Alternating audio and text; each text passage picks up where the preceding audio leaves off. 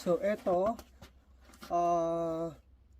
yung 300 Winchester Magnum.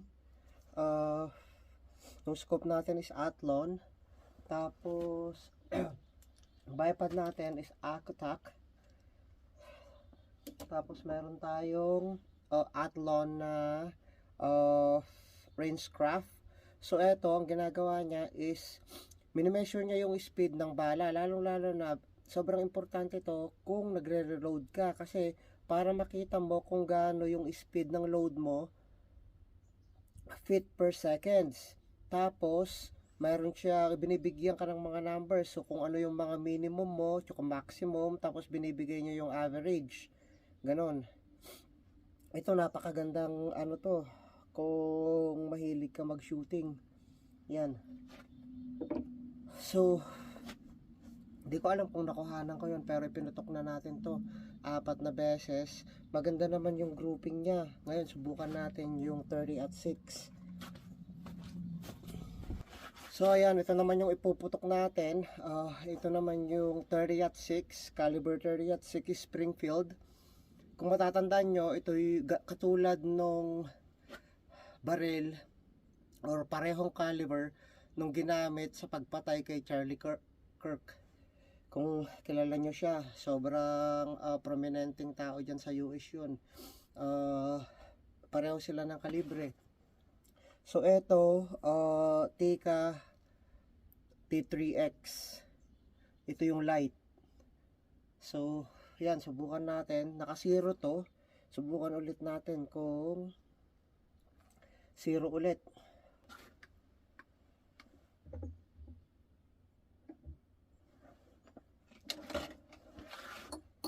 Yan, ito yung mga bala ko. So lahat nitong mga to is reload ko, nagre-reload ako. So sarili kong gawa lahat to. Bali ito is 168 grain bullets. Kung matatandaan ko, 48.9 na barget powder. Tsaka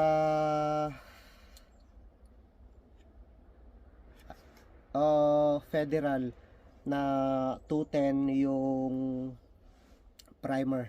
So yun, subukan natin.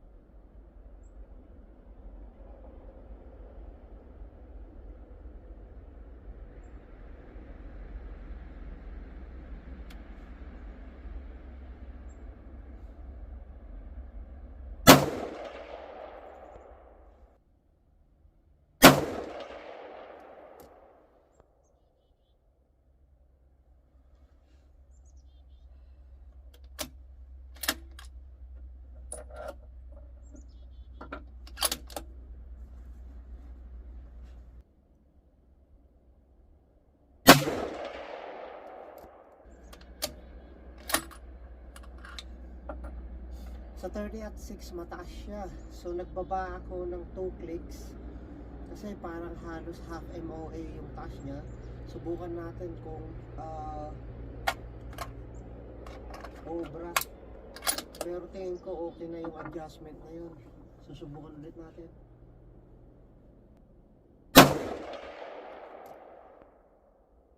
Saktong sakto sa target natin. Wow. Ang ganda.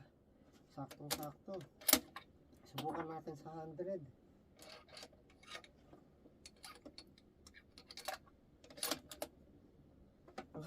Or 200. Ang 200 natin is 1.55. So 1.5. Ilang click yun? MOA is 6. 1, 2, 3, 4, 5, 6. So yun.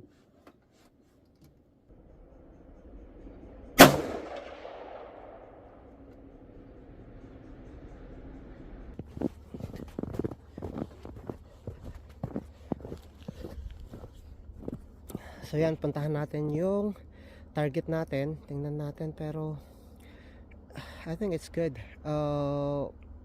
Kung ano yung sinasight natin, yun naman yung tinatamaan. So I think it's really good. Tapos maganda rin yung speed ng bullet natin. So yun.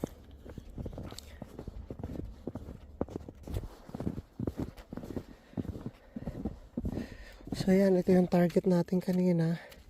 Ang ganda. Ito yung 300 Win Mag. Tapos una, ito yung 30 at 6. So tinarget natin kanina is ito yung target natin. Kaso mataas, kaya nagbaba ako ng 2 clicks.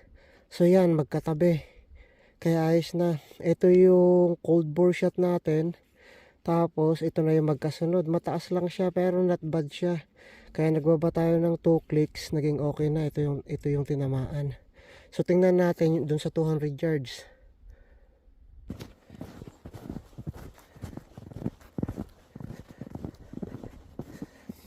Yan, ang ganda oh, dalawa. Nasa iisang butas. Not bad na rin for a hunting ammo. Nasa ano pa rin siya, nasa killing zone. At least 6 inches. Eh yan, wala pang 2 inches. So okay na rin. Tapos na tayo ngayon. So yan, ready na natin lahat yung mga gamit para sa hunting bukas. Okay, ready na kami. Pupunta kaming mag-hunt.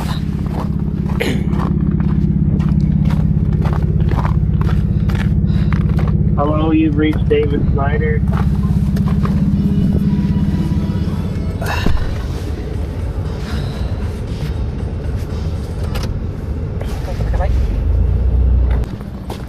Dadaan muna kami ngayon dito sa Tim Hortons.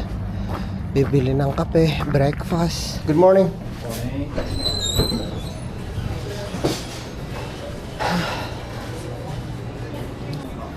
Ready na. Ito na yung order natin. Let's go.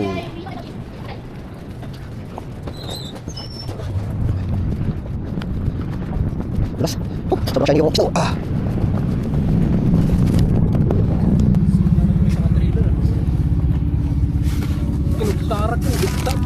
Jai. Pagkat madi-madi ko na alam. Tarik, sakit.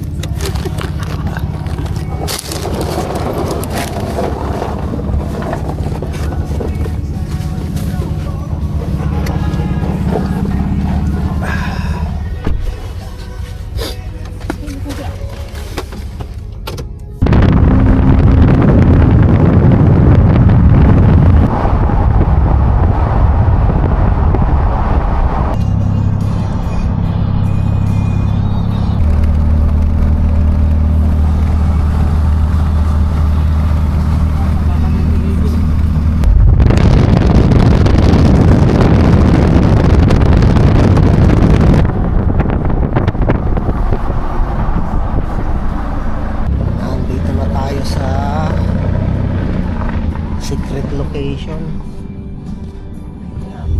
tayo dito sa may-ari ng lupa para magpaalam. Paalam lang tayo, tapos punta na tayo sa paghahuntingan natin. Nagaduda na.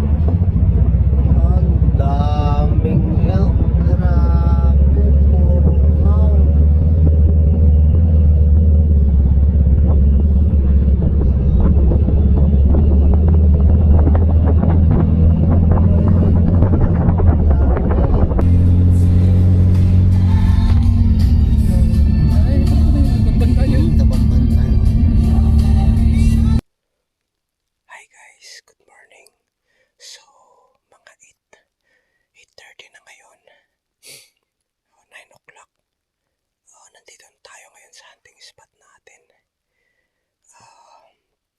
Mga almost 2 hours din yung biyahe natin papunta dito. Ngayon pagdating namin, ang dami namin nakitang elk doon sa ibang property. Tapos dito sa hunting spot natin mayroong bull elk kagad. Ayun.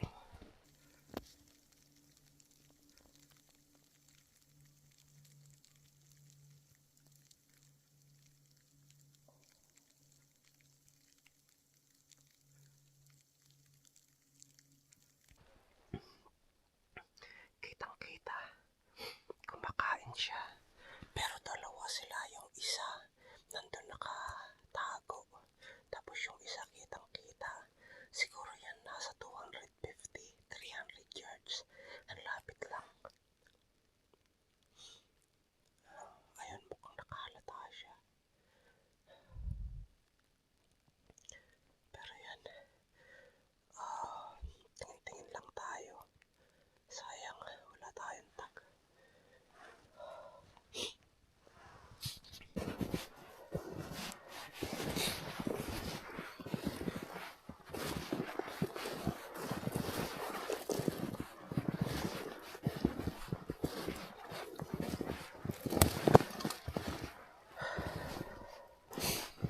Yun ang makikita mo.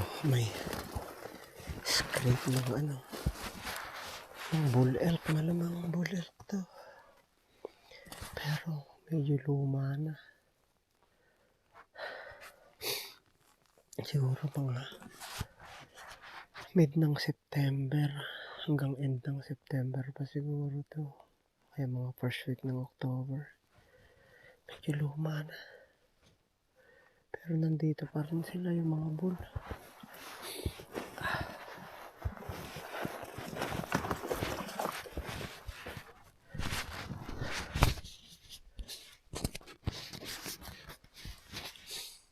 Ayan. Tingin-tingin tayo dito. Baga dito tayo makakita.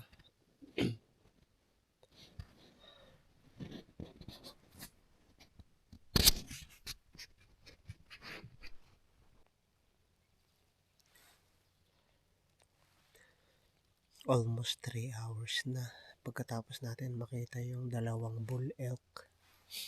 Wala nang sumunod. Ngayon almost 11 in the morning. Antay lang tayo pero gutom na. Kaya ito meron tayong Tim Hortons donut. Kain muna tayo.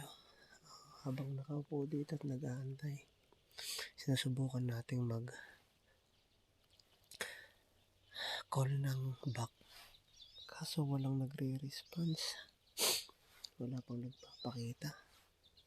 Antay-antay lang tayo. Tsaga-tsaga lang. Ganito talaga pag hunting. Kailangan mahabang pasensya. Tapos tag-tsaga. Yun talagang importante dito. Sana merong lumabas.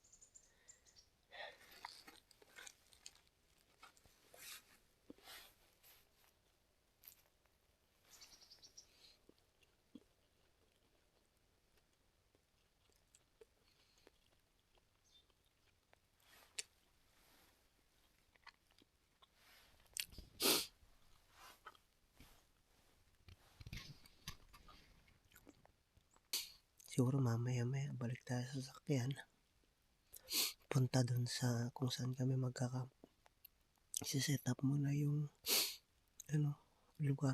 Tapos babalik ulit dito ng mga bago hapon, bago dumilim. Para makita kung merong lalabas normally, ganun, bago mag shooting time. Kailangan nakapesto na kasi mga tanghalian nagbe-bedding sila. Tapos pag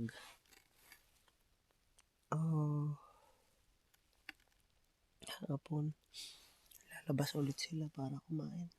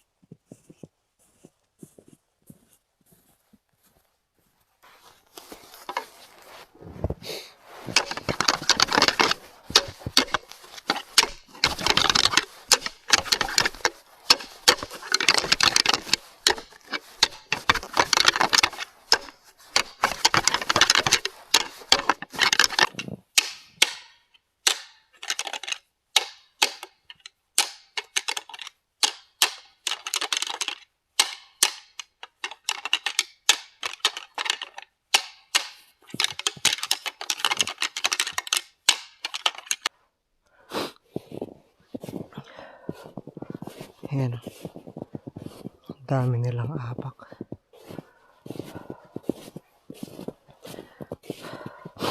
Dami mga apak ng elk. Ayan. Bago-bago pa kasi 2 days ago lang yan na nag-snow eh. Pero siguro that day pa tong mga to. Ayan o. Pupunta dun sa loob. Grabe. 11:30 na. Yung kasama ko nag-message sa akin. Kasi siguro mga 30 minutes ago may pumutok. Tapos sabi niya mukhang nadali. Ngayon nagpuputol sila ng kahoy para madaanan, para ma-access yung area kasi nandun sa loob. So puntahan natin kung ano yung nadali nila. Tara. Ayan, malapit na tayo kung saan sila nagpuputol ng kahoy para makadaan yung quad, para ma-access yung nabaril nila. Pero yung kanina, yun yung nakita ko doon. Tapos dyan banda tumawid siya papunta dito. So susundan natin yung paa. Dito yung naano nila siguro. Dito na ano kasi bagong-bago yung traction. Ayun pa rin bagong-bago. Kaya lang. Ayan. Ayan ko lang kung saan banda yun na baril. Pero papunta dito.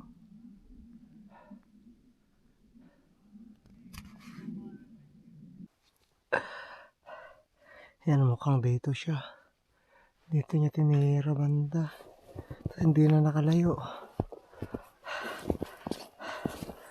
Ito na.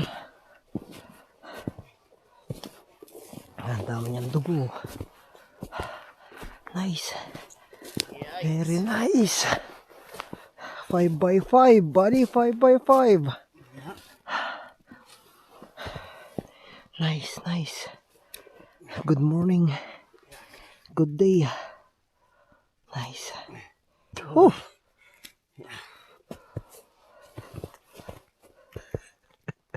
Yikes.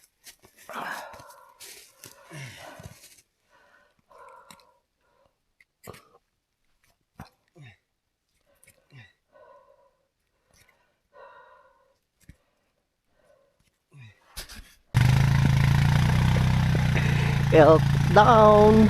Woohoo! Very nice.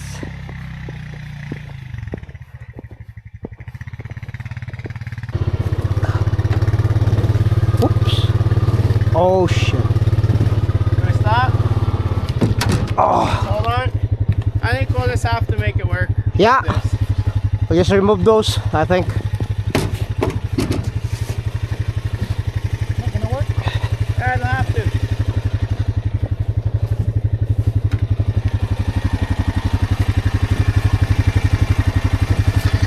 A bunch of cavemen, eh? Yeah, pull it.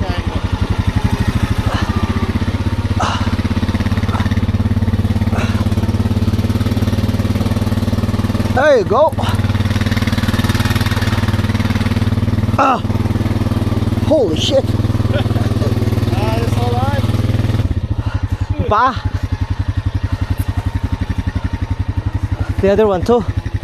Alright, yeah, maybe let's just lift them up. Okay, go.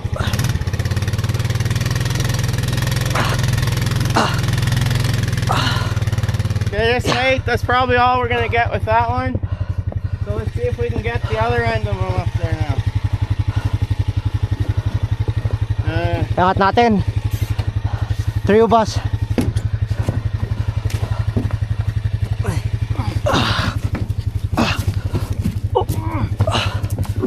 Pa.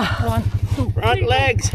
Just grab. I got them here. Grab the. Just lift Okay. up on the front. 1, 2, 3. Ah. Whew. Just like that. There.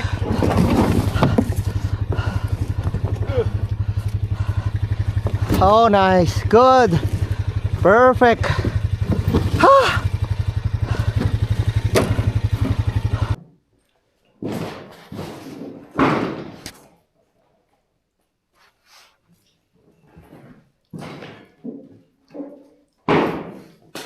tayo sa sa kabilang area. Same pa rin yung may-ari. Ngayon, titingin tayo kung makakuha tayo ng back. Meron yung malaki kanina kaso tumakbo ka agad. Sana lumabas ulit. Pero dito rin sa area na to.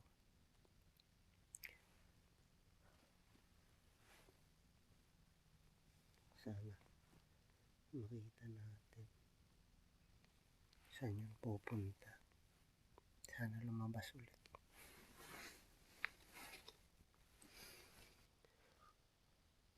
Alas 5 ng hapon. Pero wala nang makita. Sobrang fog.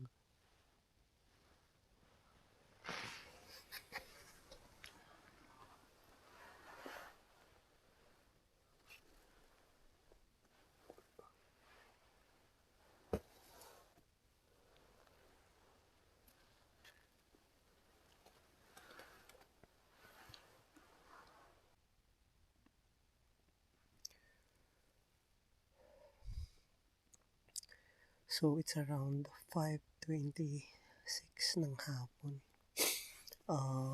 Wala na. End of shooting na. Hindi tayo nakaputok kahit isa ngayong araw na to.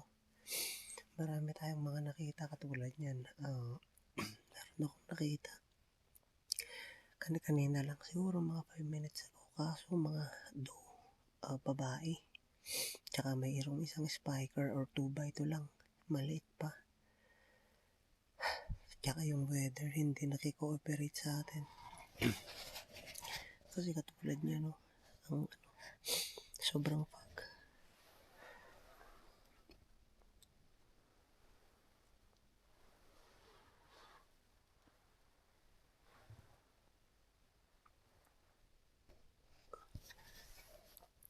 Yan, wala ka na makikita. Kaya wala. So, bukas na lang ulit. Maaga tayo bukas. Papahinga tayo ng maaga para bukas maaga tayo. Tingnan natin sana makakuha tayo. Bye muna.